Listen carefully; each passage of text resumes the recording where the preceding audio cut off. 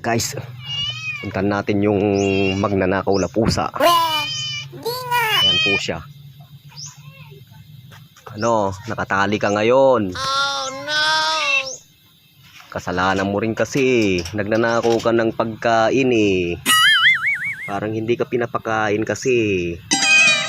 Tapos yung anak mo, kung saan-saan mo dinadala.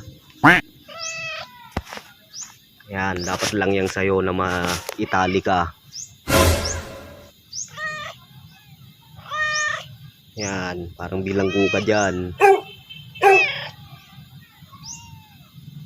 Yan, dalawa pa yung anak niya. Tapos yung anak mo kung saan-saan mo nilalagay mo pa sa higaan ni Undang. Di ano ngayon.